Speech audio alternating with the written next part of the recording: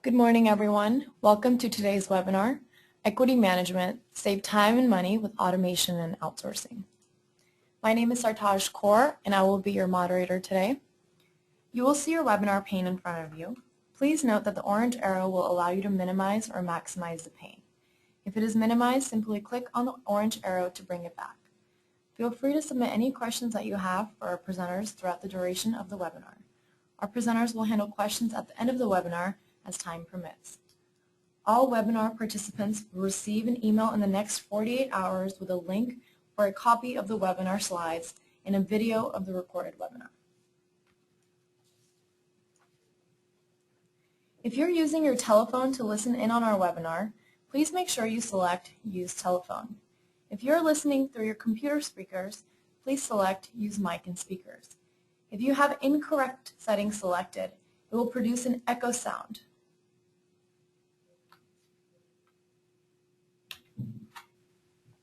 With that, I would like to introduce our presenters for today's webinar. Scott has worked in the professional services for over 5 years with public and private companies as well as consulting entrepreneurs. At Armanino, Scott serves clients within our CFO advisory practice.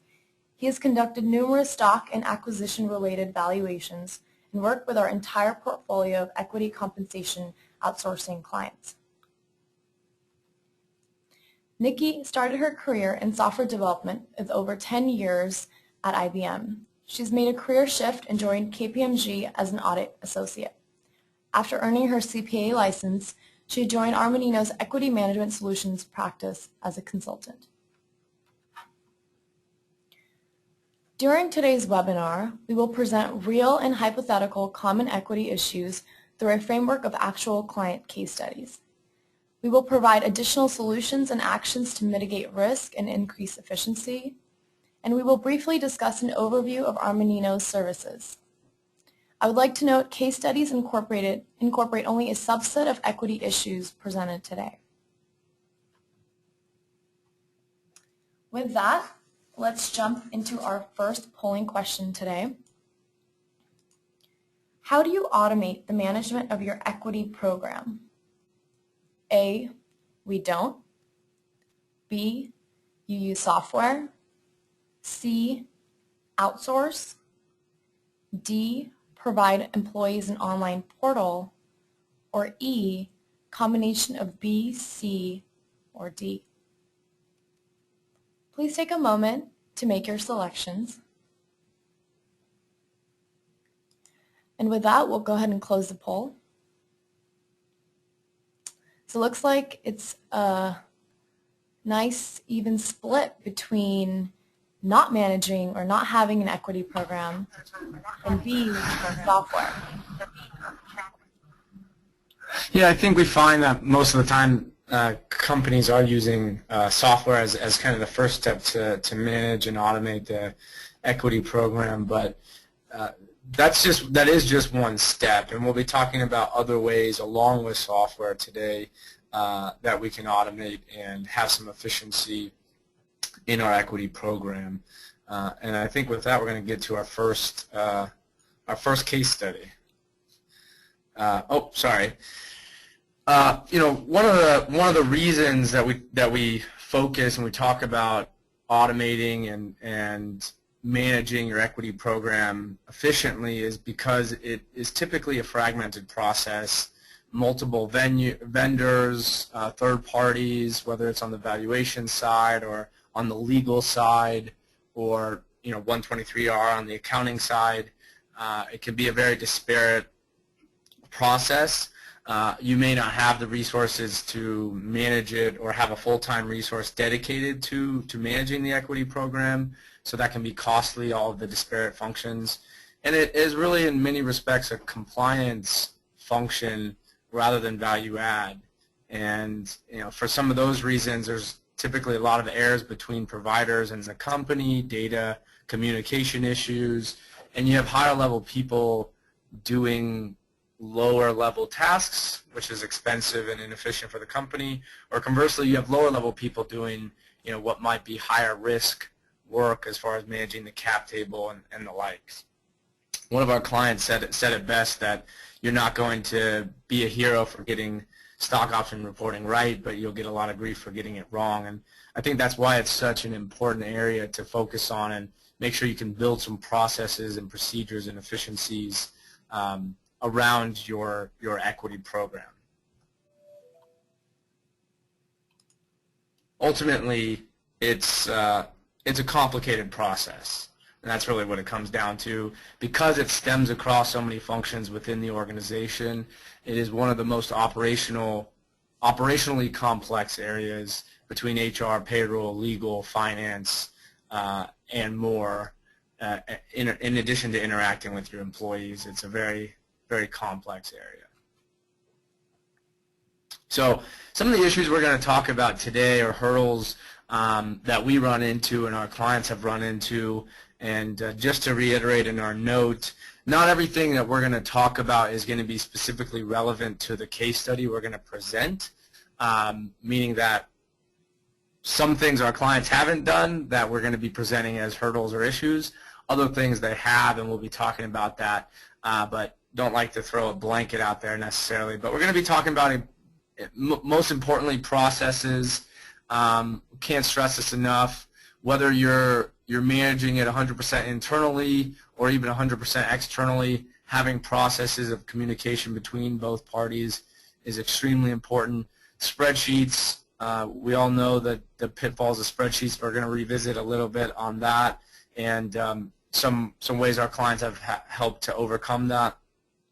Accuracy of your history, lack of bandwidth is always a struggle for companies. And then planning ahead, and a couple other kind of minor issues, but that we do run into around taxes, international employees, as well as modification issues, which are often overlooked. So with that, we're going to dive into our first case study. And before we actually talk specifically on the case study, we're going to talk a little bit about the issues in equity processes. All right, thanks, Scott. So at the core of issues we see in equity management is a lack of good communication and coordination amongst the key stakeholders of the plan. And as Scott mentioned, this includes HR, the board of directors, accounting, and payroll. A lack of agreed upon procedures leads to knowledge gaps and inconsistent data. For instance, how are new employee awards communicated to the board and to the plan administrator, and who notifies the grantees of their awards? What happens when unique vestings are indicated as part of a modification? Who updates the system and notifies the accounting team of the changes? So in coordinating, clear roles must be defined that cover all potential updates and changes in the various sources of data. Having a defined, formalized plan in place is critical, and making sure this plan is readily available and consistently maintained is equally important.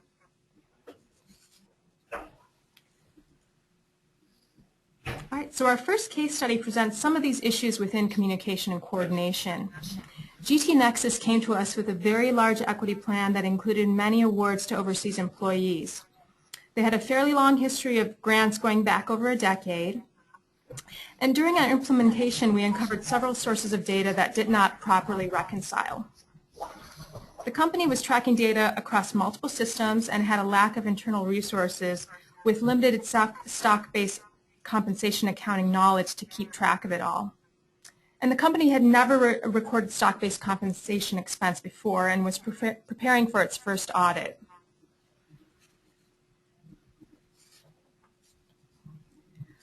So our first step in addressing these issues was a cleanup and reconciliation of all historical data. This provided a strong basis for implementation on equity management software. Once we were implemented, we were able to more readily provide stock-based compensation expense and accounting support. We were able to prepare footnotes and also provide assistance during the audit. As a result, the company decided to make use of our outsourcing services for all aspects of their plan, and we began to simultaneously train their internal staff, allowing for a potential handoff at a later date. Yeah, I was going to just add a couple items on that as well. Some additional activities we supported GT Nexus with included assistance with a large personnel change and a major merger that had a large impact on the plan. Because of our history with the company and ongoing outsourcing support, we were able to quickly come in and assist with all facets of these important changes.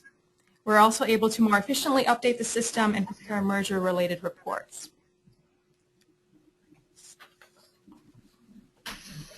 So in a nutshell, key takeaways here are know the primary procedures that need to be in place to keep your plan clean, consistent, and up to date, and know who your key stakeholders are, and make sure they're always up to speed with the plan. All right, I'll hand it over to Scott for the next case study. Yeah, I was just going to mention a couple items on GT Nexus. So one of the benefits that they saw as far as trying to gain some automation in their plan was obviously switching to software and having one source of record as opposed to multiple, as well as not having the technical expertise on the stock-based compensation side for accounting, and relying on a third party to be able to provide that third party that knew their data and had helped them clean it up. And on that cleanup piece, I think it goes back to that whole concept of recognizing that your historical data may not be accurate.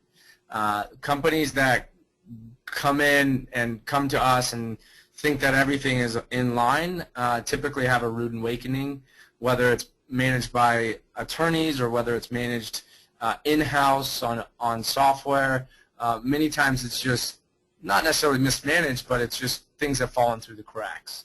And GT Nexus was very forward-thinking in that, hey, let's revisit all 12 years of history and let's get it right, let's get it cleaned up, and then let's have one source of records going forward, and let's develop some processes and procedures around new grants, new hires, etc. So with that, let's jump into our second case study. So spreadsheets. We know often that spreadsheets are very nice and convenient. They're inexpensive. We can do a lot with them. Many people are familiar with them. But the downsides of spreadsheets are that there's no backup, right? If I delete and save over our last copy, it's hard to get that, if we can even get that prior version. Errors in formulas. You'd be surprised how many times we're doing conversions or implementations and we find errors in a vesting schedule calculation or in 123R ASC 718 stock-based comp calculations. It's pretty often. And then updating for new tax regulations or new accounting regulations, you have to stay up to date on those items. And then I think a key piece is the knowledge loss when companies have people leave.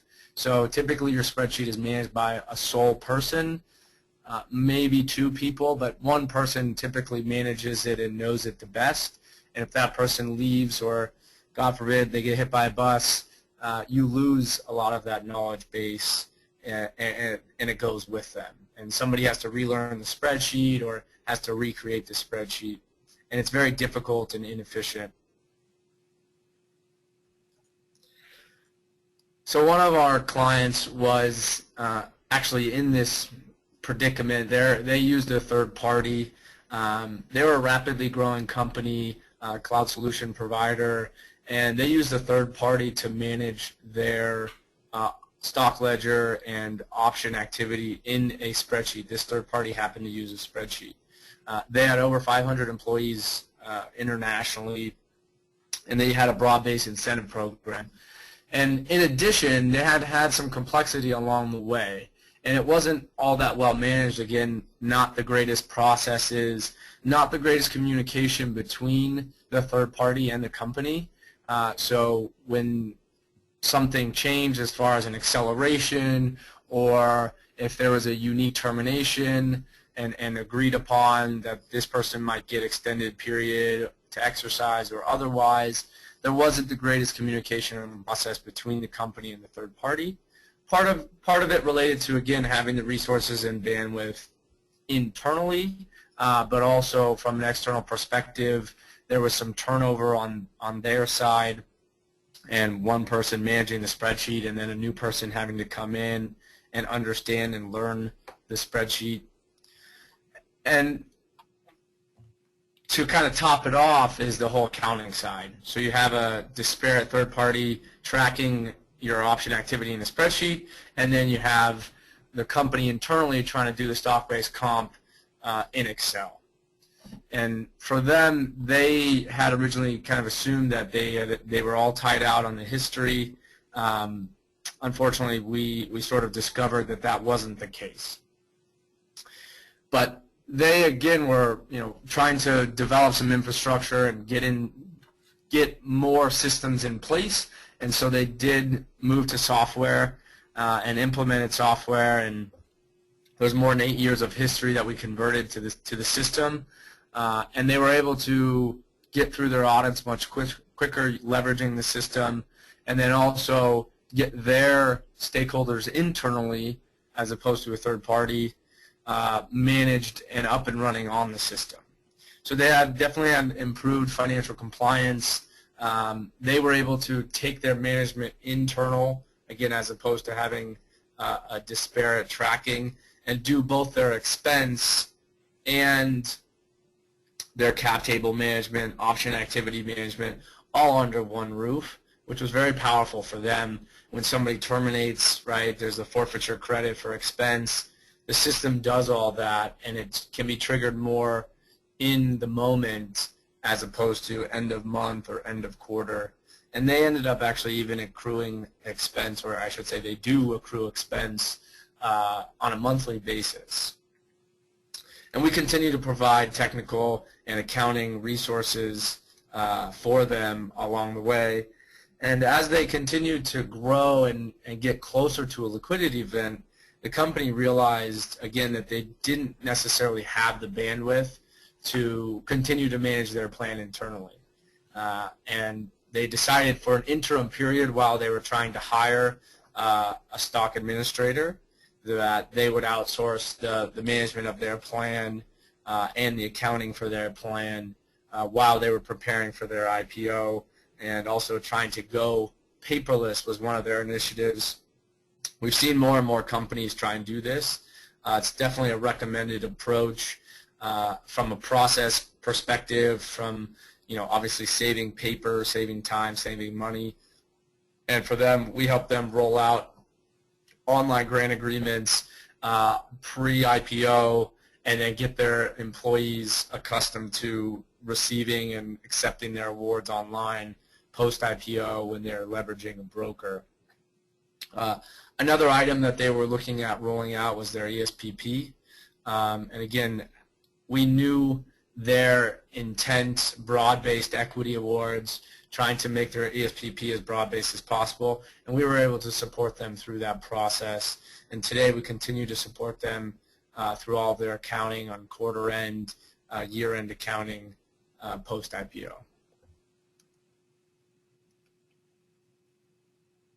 Let's go ahead and jump to the next slide, please. So yeah, now we're going to dive into the third case study, and I'm going to turn it back over to Nikki. All right, thanks, Scott. So our next case study involves lack of bandwidth or internal skill set, and our clients are often in situations where their equity plans are not quite substantial enough to justify a dedicated internal resource or resources. They often follow a path of seeking out external service providers or reaching out to other staff on an as-need basis. And what this does is results in an overburdened internal resource or resources and inconsistent external support. We also find our clients are not making full use of the software they have already implemented on, either because they're not familiar with the functionality or they just don't have the time to understand the system. So in our next case study, Asetek ran into some of these same issues. They had just performed a reorganization, moving from a foreign to a U.S.-based parent, and their equity plan included foreign grants with very unique parameters. While they had already implemented on the equity software, they were not making full use of it due to a lack of time and training. And they were also limited with their internal staff, and we're utilizing another vendor for their ASC 718 valuations.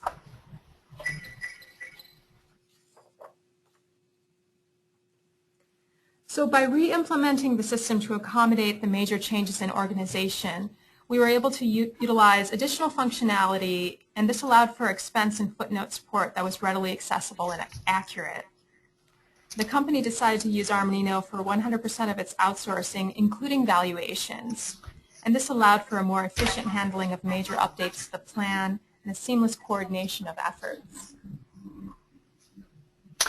Yeah, and I was just going to add that we talked about them having a small finance team, and I mean we're talking a CFO and controller, so very little bandwidth as far as really being able to dive in and learn the software. And we always say to our clients, you have a day job. Your job isn't to implement software or necessarily become experts in the software, and they realized that early on. And actually seeked us out to manage their equity and get them to the finish line on implementing the software and being cleaned up. And we continue to support them. And I know Nikki will talk about on the next slide, some of the additional opportunities we were able to help them because we knew their plan and were able to get their data accurate and help them in the evaluation process, etc. That's right. So some of the additional work we were involved with was after their conversion to a U.S. parent, Asetek decided to move back across the pond and for an IPO. So we're back to IFRS. So with our earlier implementation, we were able to more easily convert back to foreign accounting without a major overhaul of the system. We also had our in-house valuation team that was already familiar with the client, and we were able to connect internally for a more seamless transition. So key takeaways here are: take the time and money to ensure you're doing it right the first time. Ignoring this for immediate deadlines and budgets really won't save you in the future, and it'll probably end up costing you more later on. Make sure your internal house is in order and figure out the best way to allocate their time. And if it saves you time and money, consider outsourcing. Yeah, and I think one thing to add to that is you don't have to outsource everything. It kind of mentions it here at the bottom. We have a client that they handled their accounting internally, and they had some internal legal support or team, but they didn't necessarily have a resource dedicated to managing the software and understanding the software.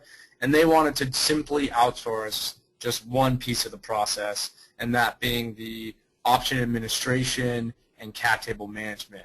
So everything else they handled internally or otherwise, and they were able to do that. And we helped them through a merger.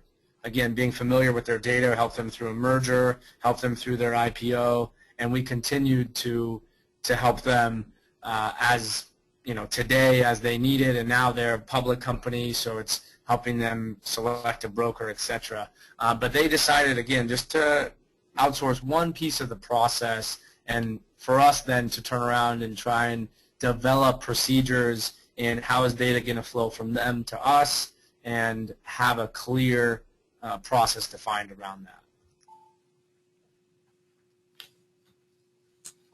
Excellent. So, go ahead, Sartaj. Great. So let's jump into the next polling question today. How often do you grant equity awards? Is it A, once a year, B, twice a year, C, quarterly, D, monthly, or E, we haven't started?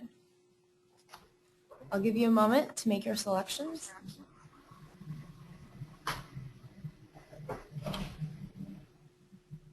All right, and with that, we'll close the poll. Seems like quarterly is a winner, Scott. Yeah, and which is pretty typical, right? The board meets quarterly, and they issue their grants. People issue their grants, when the board meets. The reason and it looks like we might have had some monthly as well, which is a little less common. Obviously, 25, 75, 25, but not completely uncommon. The reason we ask this question is, again, that's part of, I think, understanding the cost-benefit analysis, right? How much time are you taking to issue grants, to get signatures? Kind of the whole granting process can be very burdensome for companies, depending on how it's being managed, or if it's being managed externally, it can be very expensive, potentially through your law firm.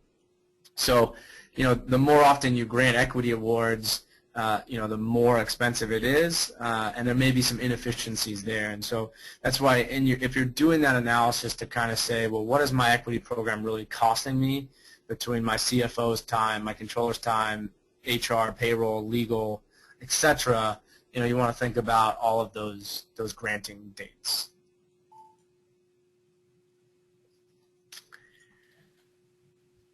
So with that, we'll go on to another case study.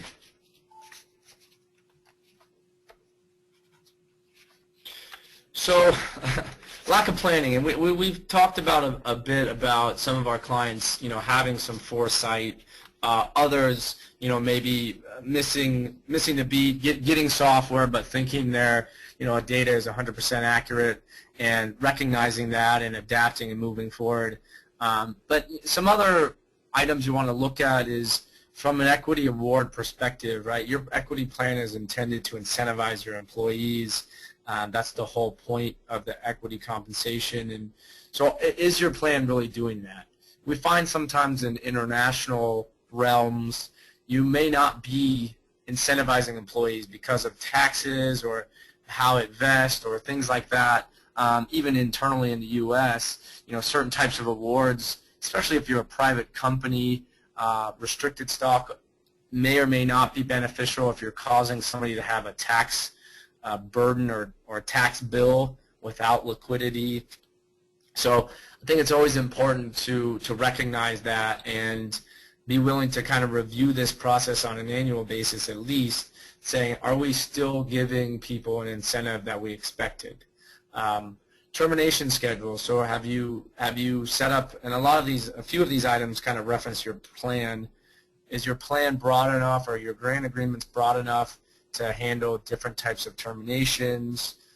Or when you have turnover, how is your pool handling that? Are you going to have to go to your board every month or every quarter to increase your pool, or do you have your provisions in your plan set up properly?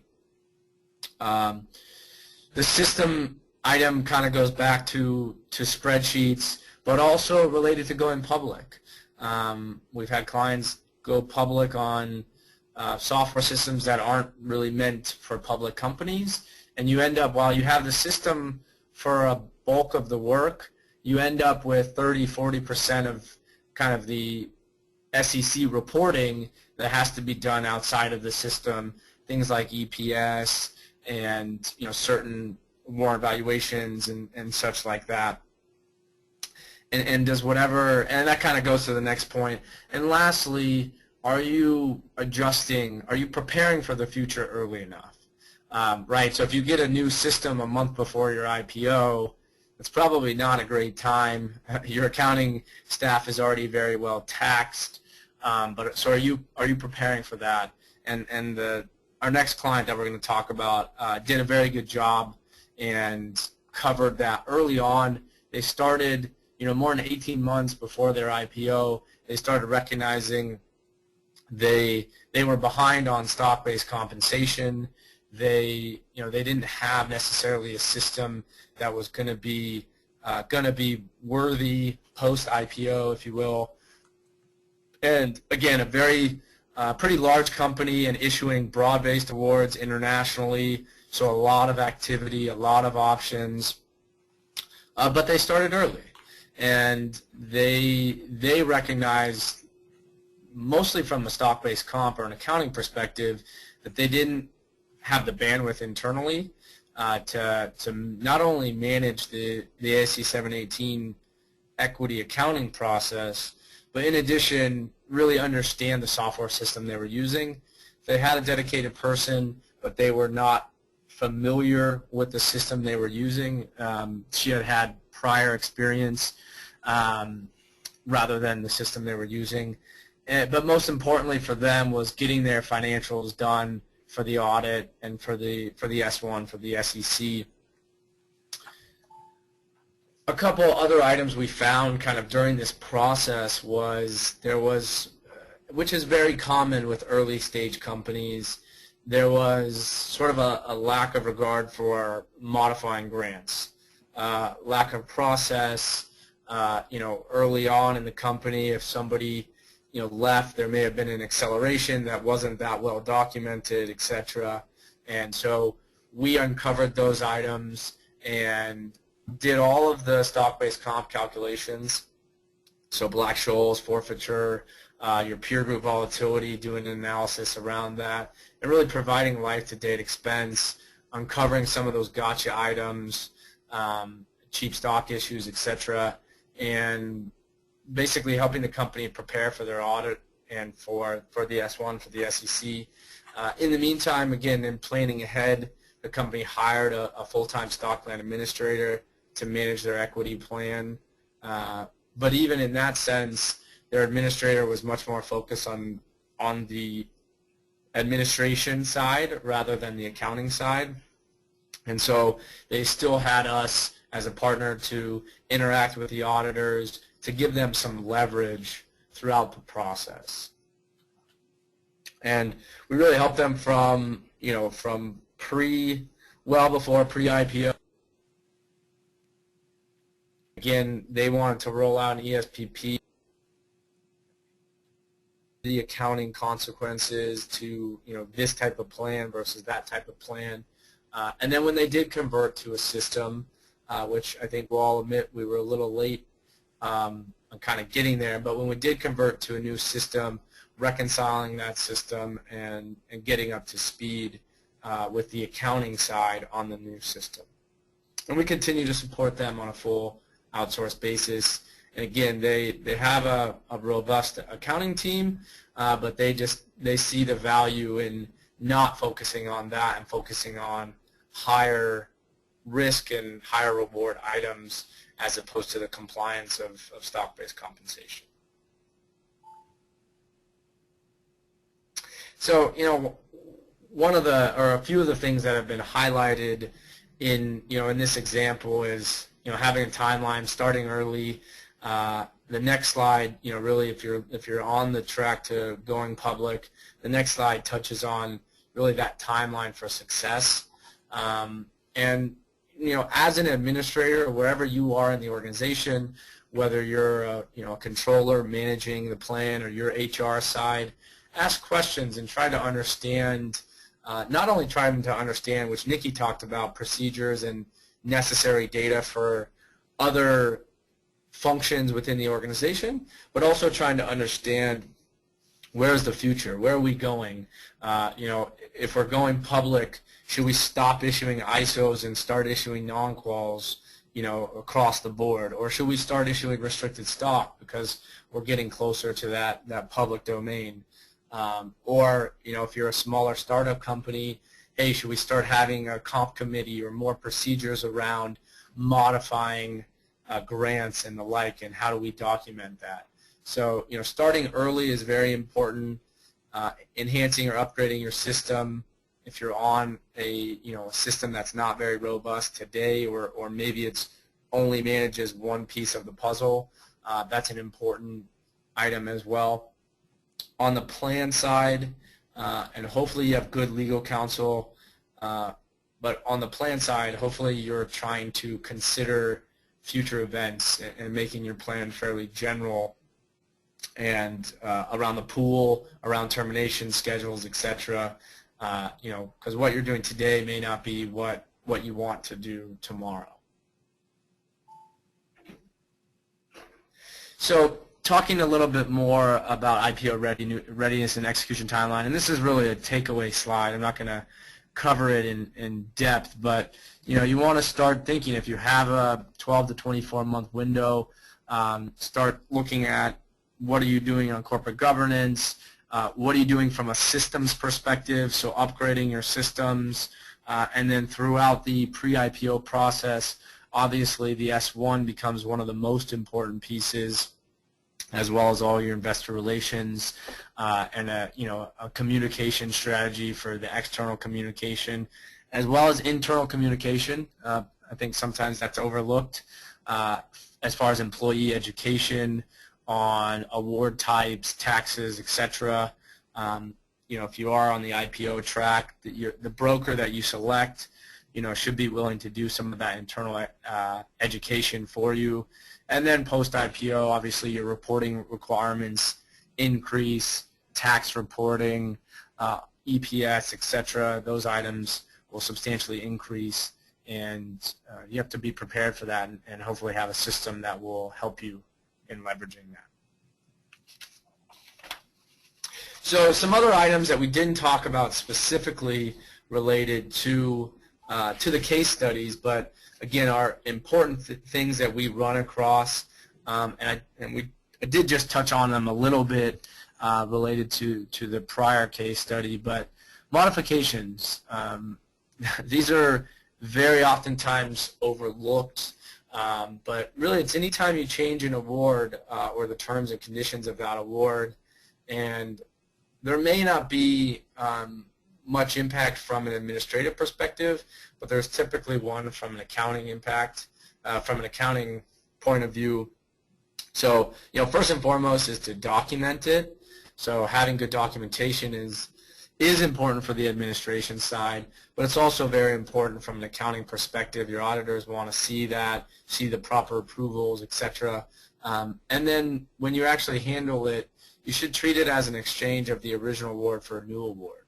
And then ultimately you're going to recognize some compensation expense, depending on if it's a type 1, 2, 3, or 4 modification. So some of the more common modifications we see are the repricings and business combinations, etc. But the ones that we often find or uncover in conversions that companies have missed is accelerated vestings.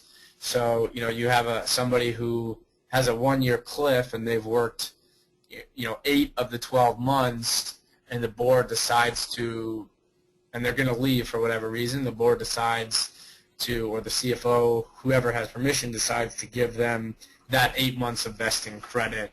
Well, you have to take some modification accounting for that because they shouldn't have otherwise gotten that under the original terms of the award. Same for extended exercise periods, or if you are granting performance awards, adjusting those performance conditions, etc.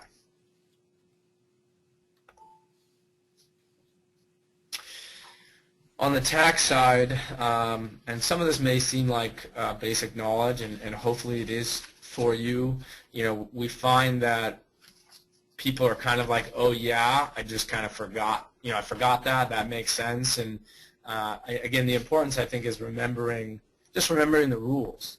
And as we all know, there's a lot of tax rules. But just highlighting some of the key areas that we find mistakes in from an ISO non-qual split calculation. So that's the $100,000 rule. So if you're not familiar with that, basically you can only have $100,000 of ISOs become exercisable in any one calendar year.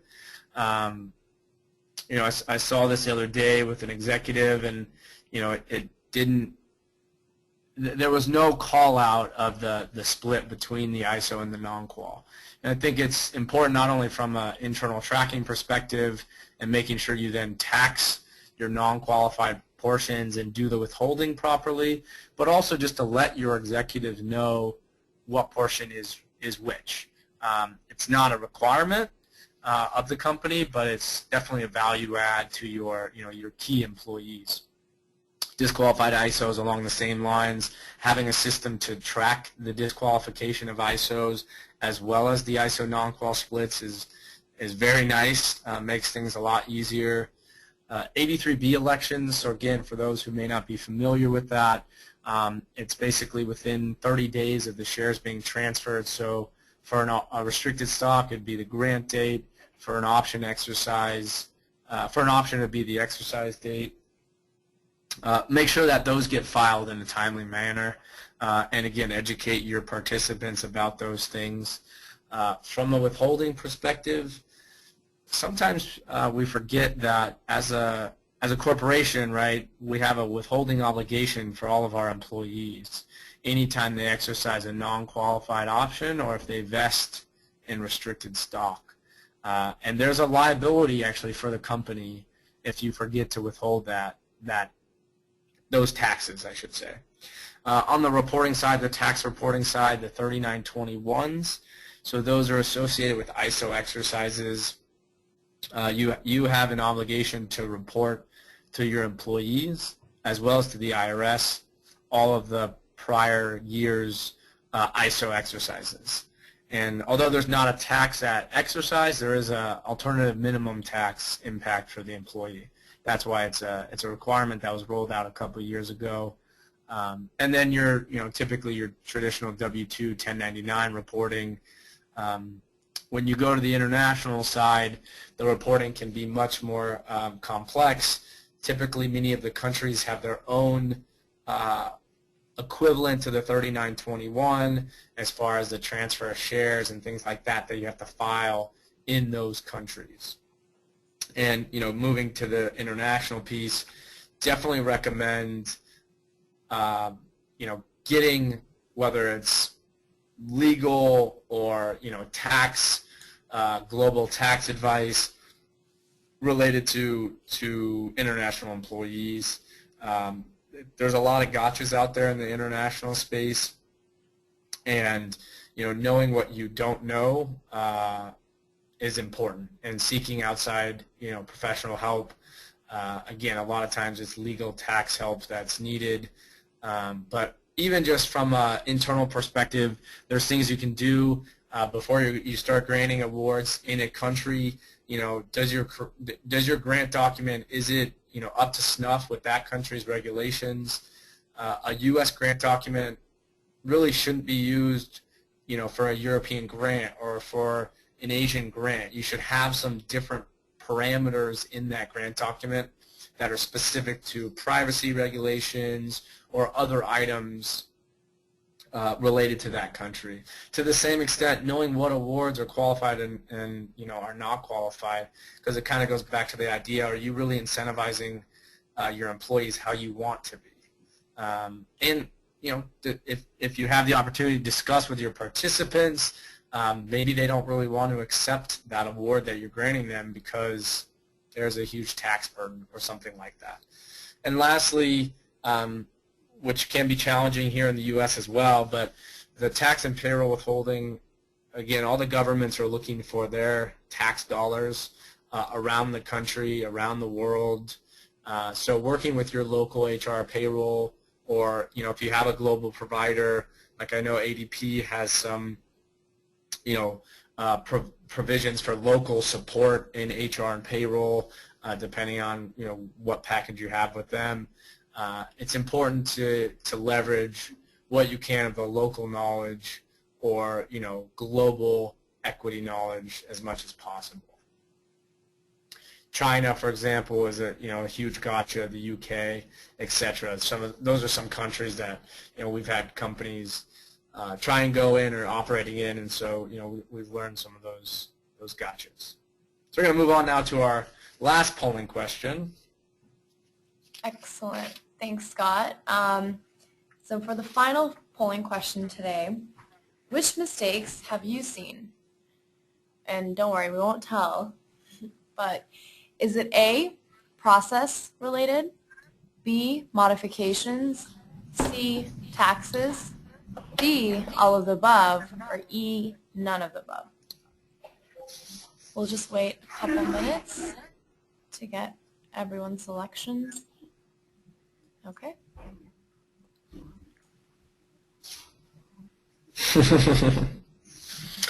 Oh boy. That's okay. Again, we're not here to call anyone out. I think it's not uncommon that we've seen all of these mistakes as well. None of the above. That's great.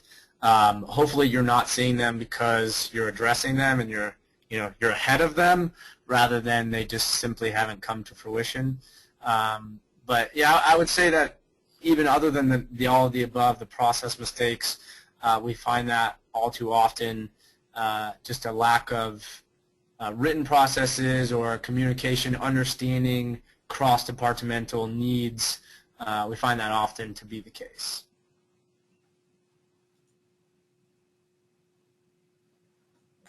All right, so what does Armanino do? We cover all aspects of equity compensation administration, including options, restricted stock, cash bonus plans, and performance awards.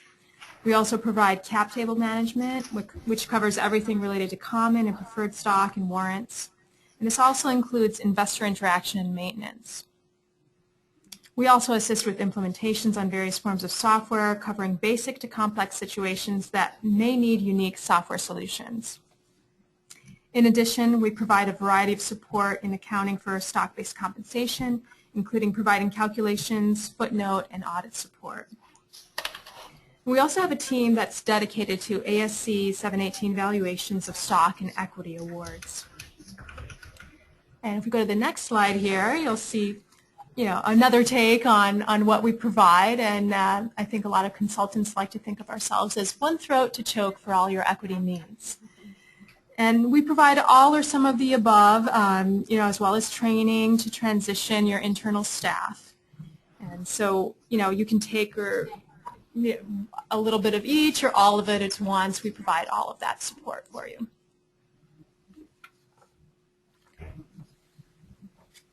All right, and on to Sartaj.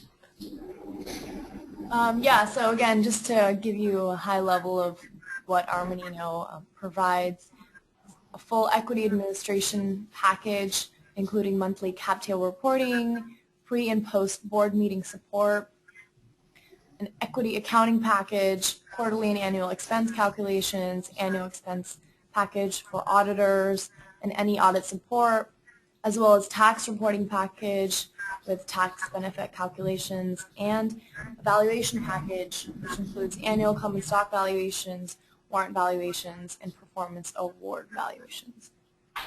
Yeah, and this is just another kind of take on that prior slide of our kind of complete solution. But we have the flexibility and the customization to, as Nikki said, kind of take what you want. We talked about in some of the case studies, certain of our clients just doing more of the equity administration package, other more on the accounting side, and then still others that do kind of full soup to nuts, or I should say we do full soup to nuts for them, and we're flexible in that instance, and so it's a great solution. You can do some of it internally, you can do some of it fully outsourced, and meet your needs and your budget in that sense as well. Well, great. So with that, I just want to cover what we presented to you in this webinar: issues clients face while dealing with equity management, how to overcome these hurdles with internal and external solutions, as well as real-life scenarios that highlight successful approaches.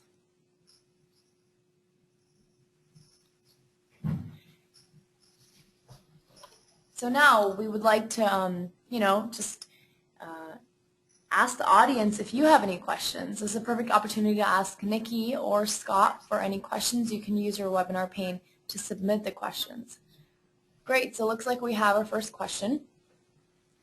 Do you support Equity Ed software for outsourcing? If not, which software tools do you use? Scott, if you want to take that one. Sure, yes, so we do support Equity Edge Online. The older versions of Equity Edge, which by the way aren't being sold anymore, we do support that. We also have a number of our clients on Easy, Equity Administration Solutions, Inc., and are very familiar with that software as well. If you're using an older version of Equity Edge, I would recommend looking at the cloud-based solutions out there, whether it's Easy or Equity Edge Online. Those are the two big players. But yeah, the installed version, we don't support that just because there's other IT and other issues around that. So happy to give you some more information. Brian, if you want to go to the next slide, just to have our contact information up there. If you want to send an email to one of us directly, we can follow up and give you some more information. Great, thanks, Scott. And looks like we have our next question. Are there issues that you run into where you have worked with a third party? Yeah, definitely. I mean, I think we don't claim to know everything, and we don't want to know everything. We try and be experts, in the administration and accounting and valuation side of the equity process. So we've definitely brought in legal assistance or tax assistance. Typically that might be internally within our tax group here at Armanino, or otherwise if it's a global issue. And we have those resources and relationships to partner with and bring them into the equation. Because just like we ask our clients to know what they don't know, it's the same for us, and we want to be a very focused group and leverage our expertise where applicable. Yeah, absolutely. Looks like we've gotten our final question today. What is the average time and cost savings your clients achieve through using software automation? Yeah, it's a tough one. We've seen 30% ROIs just from software implementation, and much higher, even on the full outsourcing side. Again, it varies company by company, and we have an ROI calculator if anybody's interested in it. But really, it comes down to understanding all the costs that go into your equity program. If you're doing things in spreadsheets, it's the cost of that. It's the cost of your audit, extra audit time. If you're using legal counsel, which again, there's definitely a place for legal counsel in the process, but are you using them for the most value add? Are you using them for everything? Because they have very high rates, things like that. Who is is it your CFO managing everything? Because that's going to be a high high cost person. So it's thinking about those types of things to really then understand, well, what is the cost savings that you can achieve, whether it's through software or through software and and outsourcing. Yeah, great. Okay, so on the screen you see our presenters' contact information. Please feel free to reach out to them should you have any further questions. Thank you for participating in our webinar this morning. As you exit our webinar, please take a minute to fill out our brief evaluation. Your feedback is very important to us. Also, you'll be receiving a recording and PDF slides within 3 days. Thank you again for attending, and have a great day.